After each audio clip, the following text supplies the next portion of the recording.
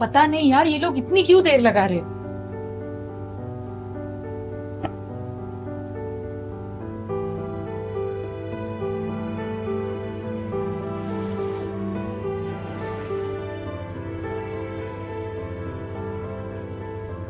सुनो। हाँ। मैं ऑफिस के लिए निकल रहा हूँ, उन लोगों को समझ लेना। ठीक है, बट मुझे भी जल्दी निकलना था। वो मैंने आपको बताया था ना रीना, उसके सास की तबीयत ठीक नहीं है, जरा मिल के आती हूँ बेचारी। ओके। पिताजी, आपका सारा सामान मैंने निकाल के रख दिया है, वो लोग आते ही होंगे। और हाँ, उनके सामने आपको सब चीजों में सिर्फ हाँ बोलना है, याद रहेगा ना?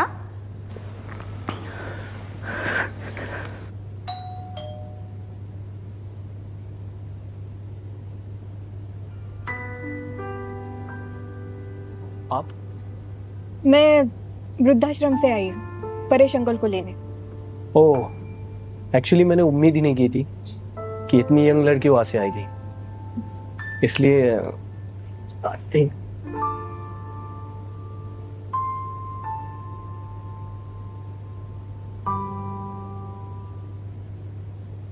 नमस्ते अंकल।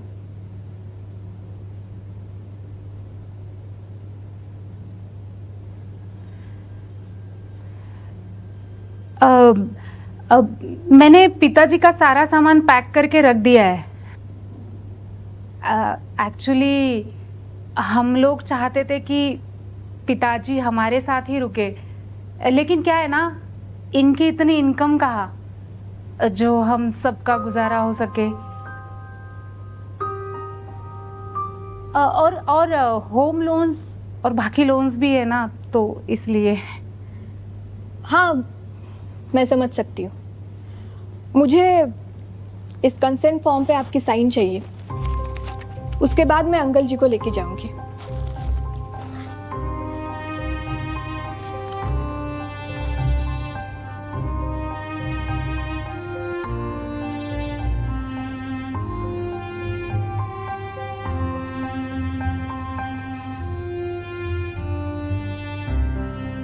चलो मैं निकलता हूँ, वैसे भी मुझे मीटिंग के लिए देर हो रही है। सुनिए, आपने जो शर्ट बोला था ना प्रेस करके रखने के लिए, वो मैंने करके रख दिया है, आप चेंज कर लीजिए। अरे पहले बोलना था ना। सर, शायद आपने मुझे पहचाना नहीं होगा। कहाँ रखा है शर्ट? एक मिनट। लेकिन मेरे पिताजी आपको बहुत अच्छी तरीके से जानते हैं। आपको विजय दत्त का नाम याद है? नाम नाम सुना हुआ लग रहा है, लेकिन ठीक से याद नहीं आ रहा। सर, ये वही शख्स है जिनकी बेटी की पढ़ाई के लिए आपने बहुत मदद की थी, और वही बेटी आज आपके सामने बैठी है। शायद अब अपनी कानपुर की पोस्टिंग भूल गए हो, याद कीजिए। हाँ, अब याद आ रहा है। बहुत साल हो चुके हैं, और शायद तुम इसी तरह मेरे सामने आओगी ये उम्मीद नहीं थी ना, इसलिए ठीक से सोचा नहीं था। लेकिन बेटी तुम तो ठीक से पढ़ाई कर रही थी, फिर ये वृद्धाश्रम में कैसे? सर, पढ़ाई के बाद मैंने कॉर्पोरेट जॉब किया 3 साल तक। फिर उसके बाद मुझे पता चला कि शायद मेरे पिताजी को मेरी ज़रूरत है, और उनके जैसे कई शख्स हैं जिनको किसी की ज़रूरत है। फिर मैंने और मेरे पिताजी ने 3 साल पहले कुछ लोगों की मदद से वृद्धाश्रम खोला। हमारे यहाँ पे अभी 12 लोग रहते हैं, और आप हमारे अगले मेहमान।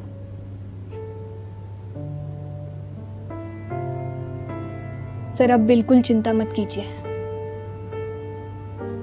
अभी आपको कोई तकलीफ नहीं होगी। आप बस ये सोचिए कि अभी आप अपने बेटी के घर रहने जा रहे हो। बड़ा बड़ा नेक काम कर रहे हैं तुम लोग।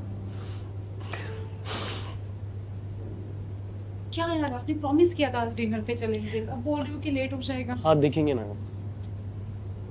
अरे आप लोग अभी गए नहीं? ठीक है, मुझे देर हो रही है, आप लोग जा सकते हो। वहां जाकर इत्मीनान से बात कीजिए। हाँ, विजय बहुत बिजी रहते हैं। वो क्या है ना, वो बहुत बड़ी कंपनी में मार्केटिंग डिपार्टमेंट में काम करते हैं, और सब सही रहा तो इस साल उनका प्रमोशन भी हो जाएगा।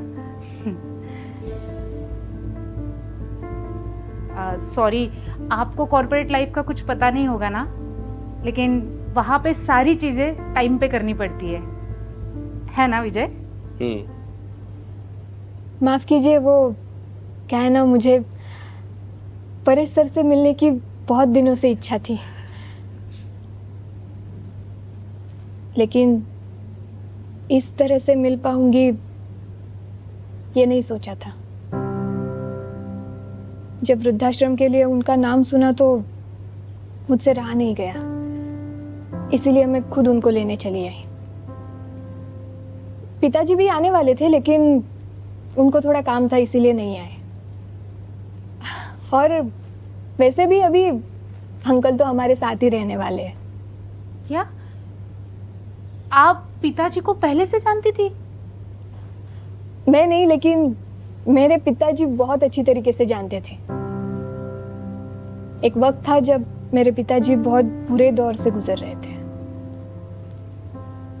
तब अंकल ने हमारी बहुत मदद की थी, और मेरी पढ़ाई के लिए भी बहुत सपोर्ट किया था।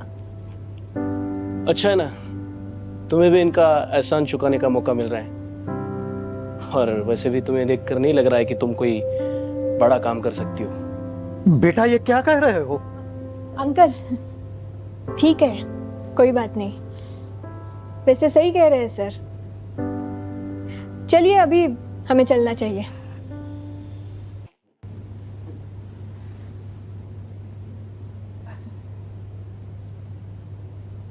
वैसे सर आपने कुछ कहा ही है तो मैं एक चीज़ क्लियर कर देती हूँ। मैंने MBA इन मार्केटिंग किया है। 3 साल मैंने एक मल्टीनेशनल कंपनी में काम किया, और इन 3 सालों में मुझे मेरी काबिलियत देख के 2 बार प्रमोशन मिला। और अगर मैं अपना जॉब कंटिन्यू करती ना तो शायद मैं आज आपकी बॉस होती, लेकिन मुझे ज़िंदगी में कुछ बेहतरीन करना था, और इसीलिए भगवान ने मुझे मौका दिया बूढ़े बेसहारा लोगों की मदद करने का। चलिए अंकल।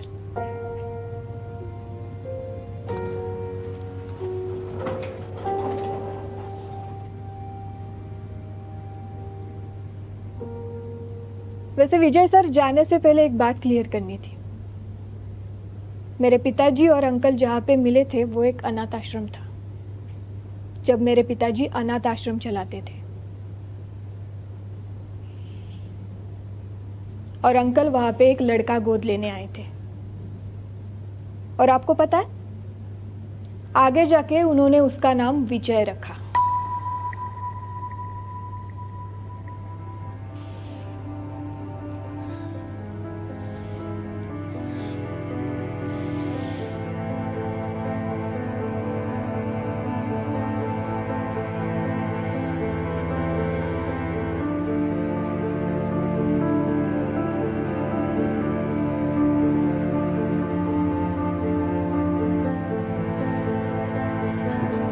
विजय, विजय संभालो।